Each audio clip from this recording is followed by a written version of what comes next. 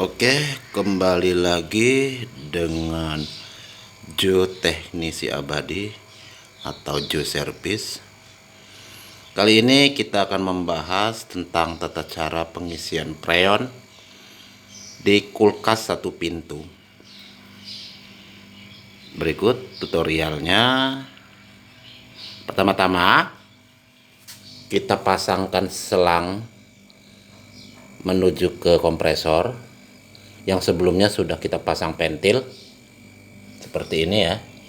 Kita pasang pentil yang menuju ke jarum pendeteksi tekanan ya. Dan kemudian kita di sini menggunakan freon R134 yang pada kesempatan kali ini saya menggunakan freon tabung kecil karena untuk menghemat ruang di kendaraan saat membawanya. Dan juga kulkas satu pintu yang diisi freon seperti ini dikarenakan ada kebocoran atau pipa-pipanya pada buntu ya atau mampet. Sebenarnya untuk kulkas satu pintu maupun dua pintu itu tidak akan habis freon tersebut kalau tidak ada kebocoran. Berikut kita lihat di dalam kulkasnya ya. Seperti ini.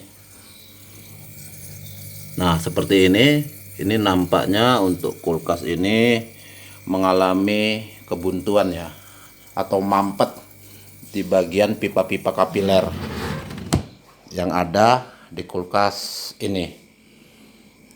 Untuk mengetahui dia bisa berjalan freonnya atau tidak menuju ke evaporator atas, kita bisa pastikan di pinggir-pinggir bodi atau dinding kulkas ini tidak panas, yang menandakan bahwa kulkas ini tidak bekerja sedemikian rupa ya, atau tidak maksimal.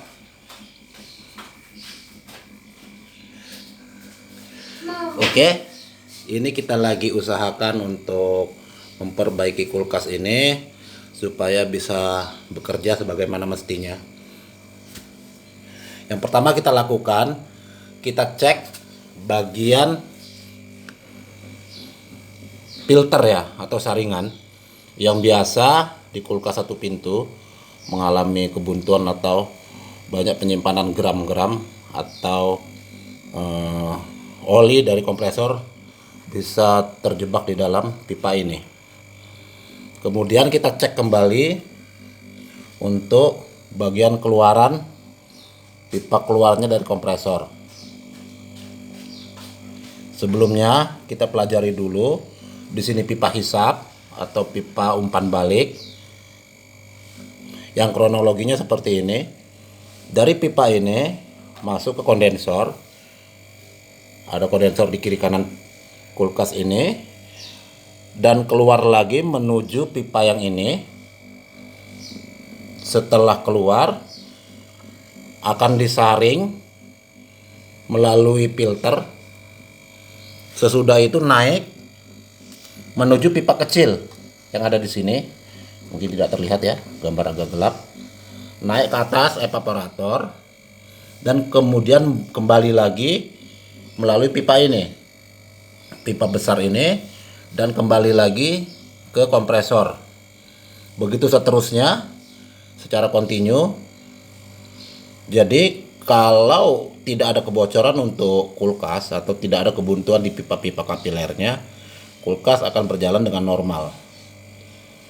Jadi kulkas ini yang saat diperbaiki tidak ada kebocoran, cuman dia mengalami kebuntuan atau mampet di bagian pipa-pipa kapiler, bisa dari kondensor yang di pinggir dinding, atau bisa juga dari filter, bisa juga dari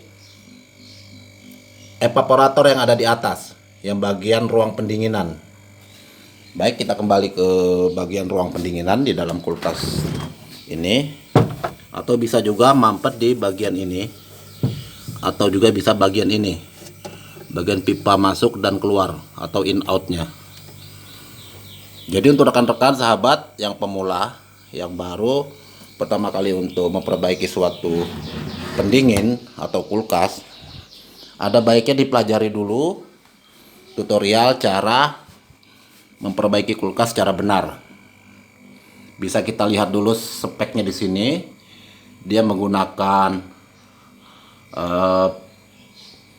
pendinginan Freon 134 atau dengan tipe lainnya.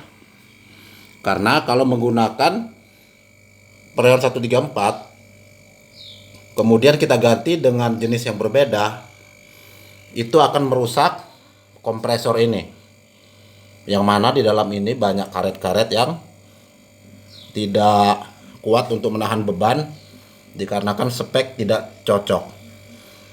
Maka disarankan untuk menggunakan sesuai yang tertera di tabel saat ini. Jadi untuk rekan-rekan yang mengalami kesulitan atau sering mengalami kebuntuan di pipa kapiler yang ada di kulkas, ada baiknya mungkin kita cek dulu dari ampere. Kita lihat ampere di sini, dia menunjukkan 0. Harusnya di sini minimal dia 10 PSI ya, atau 15 atau 20 PSI. Di sini tidak menunjukkan tanda-tanda untuk tekanan freon.